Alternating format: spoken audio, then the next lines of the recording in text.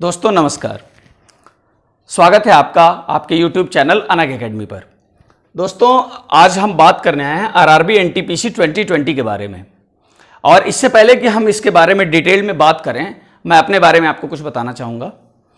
मेरा नाम सौरभ मिश्रा है और मैंने इंजीनियरिंग किया हुआ है इलेक्ट्रॉनिक्स एंड कम्युनिकेशन में। उसके बाद मैंने एमटेक किया, बीटेक के बाद मैंने एमटेक किया और उसके बाद टीचिंग लाइन में रहने के बाद मैंने फिर बीएड किया। और बीएड करने के बाद से पिछले 7-8 सालों से मैं लगातार जो है टीचिंग के फील्ड में लगा हुआ हूँ और टीचिंग जैसे कोचिंग और स्कूलों से जुड़ा रहा हूँ। और इसके साथ साथ मेरी रुचि जो है वो तमाम जो तैयारी वाले विषय हैं जैसे कि इतिहास हो गया, भूगोल हो गया। और चूँकि इंजीनियरिंग का जो मेरा बैकग्राउंड रहा है उसकी वजह से मैथ्स और साइंस में मेरा अपने आप एक इंटरेस्ट रहा है। तो इसको देखते हुए जो है मैंने भी 2015 में आरआरबी एनटीपीसी का फॉर्म आया था, आप लोगों को पता होगा, जिसका प्रोसेस 2017 तक चला था। तो उसमें मैं भी पार्टिसिपेट किया था। और मैं आपको बताऊं कि मेरा जो CBT 1 था वो क्वालिफाई हुआ था और फिर CBT 2 मेरा क्वालिफाई हुआ। और फिर जो थर्ड राउंड होता है आप लोगों को पता होगा साइकोलॉजिकल टेस्ट, वो देने मैं मुंबई गया था और मेरा साइकोलॉजिकल टेस्ट भी क्वालिफाई हो गया। तीनों राउंड क्वालिफाई होने के बाद जब जो मेरिट बना तो मेरिट में चूंकि सामान्य वर्ग होने की वजह से मैं जनरल का जो कट ऑफ था उस समय 1 नंबर बच्चों दूर रह गया और मुझे वो उस समय वो नौकरी नहीं मिली। खैर उससे मेरे करियर पे कोई फर्क नहीं पड़ा, मेरी ज़िंदगी अच्छी चल रही है, करियर मेरा ठीक चल रहा है। हाँ, मैं आप लोग को दिखाऊं, ये आप लोग देख सकते हैं जो उस समय जो रिजल्ट आया था, ये आप लोग देखिए, शायद आपको स्क्रीन पे दिख रहा हो। सेकेंड स्टेज क्वालिफाइड लिखा है और देखिए डॉक्यूमेंट वेरिफिकेशन के लिए नॉट क्वालिफाइड लिखा है ना, not selected for document verification. तो मैं ये आप लोगों को क्यों बताया हूं, मैं इसलिए बताया हूं, सारी अपने बारे में बताने का मतलब सिर्फ इतना था कि आरआरबी एनटीपीसी 2020 का मैं क्रैश कोर्स स्टार्ट करने जा रहा हूं, वो भी फ्री ऑफ कॉस्ट।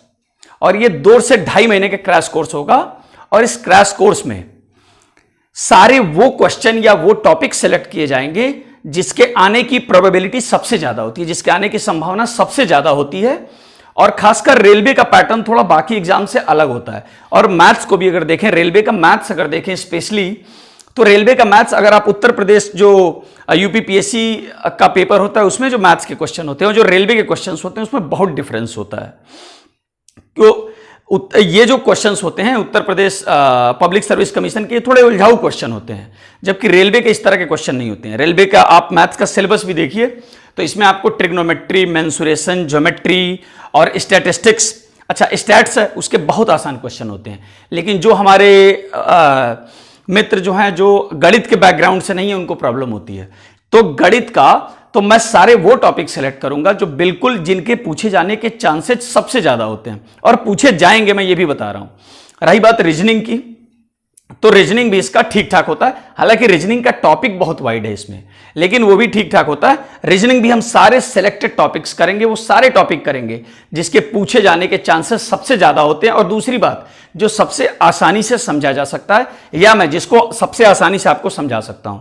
और जनरल अवेयरनेस, आप देखिए मैथ्स जो है 30 मार्क्स का है, 30 क्वेश्चंस होंगे। जनरल इंटेलिजेंस एंड रीजनिंग ये 30 क्वेश्चंस होंगे 30 मार्क्स के, और जनरल अवेयरनेस 40 क्वेश्चंस 40 मार्क्स के।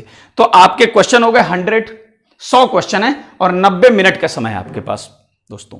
मतलब एक क्वेश्चन पे औसत 1 मिनट से भी कम का समय है।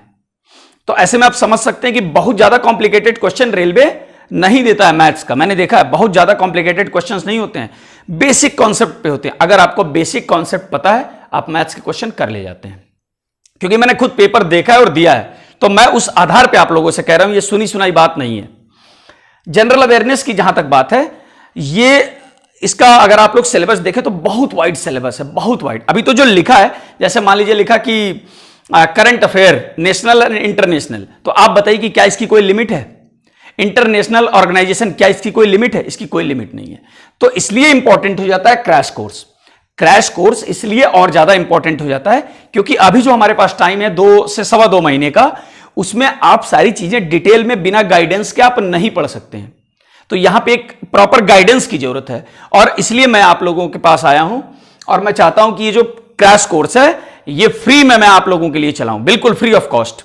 और आप लोग बस एक काम करिएगा कि 10 तारीख से, मैं आप लोगों से एक प्रॉमिस कर रहा हूं यहां पे, 10 तारीख से डेली 2 वीडियोज एनटीपीसी के लिए, इंपॉर्टेंट वीडियोज डेली 2 आएंगी। आप लोग अपने आप से जितना पढ़ना है उतना पढ़िए, लेकिन आप लोग ये 2 वीडियोज बिल्कुल भी मिस मत करिएगा। ये 2 वीडियोज इतने इंपॉर्टेंट होंगे, इनको आप मिस मत करिए। बाकी आपको जितना पढ़ना है उतना पढ़िए। ये 2 वीडियो बच्चों आप जरूर देखिएगा, और ये आपके लिए फ्री है। सिर्फ आपको अनग एकेडमी सर्च करना है और अनग एकेडमी चैनल को आप सब्सक्राइब करिए, ताकि जो डेली के जो 2 वीडियोज हैं आपको टाइम टू टाइम मिल सकें और आप देख के अपनी तैयारी को अच्छे से तैयारी कर सकें और फिर आपका सिलेक्शन हो, ऐसा मैं भी चाहता हूं और इसीलिए मैं आप लोगों के साथ जुड़ा हूं। ठीक है, और फिर अगले वीडियो में बाकी की जानकारी हम आपको देंगे। नमस्कार।